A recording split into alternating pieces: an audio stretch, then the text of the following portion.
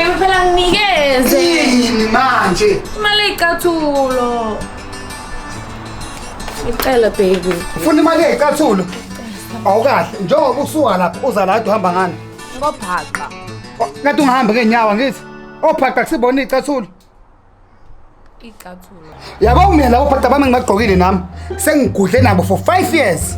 Wena uzofuna iy'cathulo. Ngiyaku-understanda lokho, kodwa mina ngicela imali yey'cathulo yomshado wa-Anti.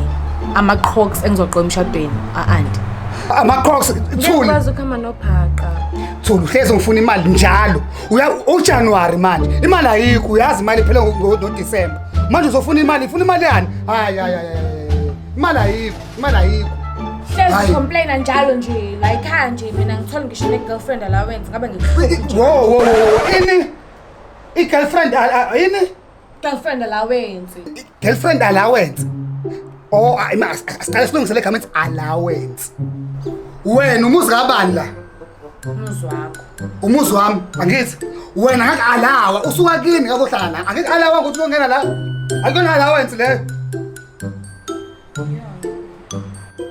Imoto le. Imoto yami ungena phakathi kuyona. Ngikudrive. Angeke alawa ukuthi ungene emotweni yami, akuyona allowance leyo.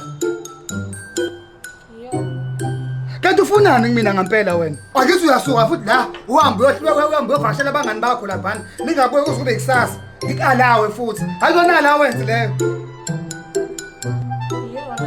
Manje why la allowance yakhe ihlangane nemali? Njalo imali. Yabona manje alawu ukuthi uhlale wedwa la kuphela. Ngikalawu allowance yakho le ukuthi uhlale wedwa la.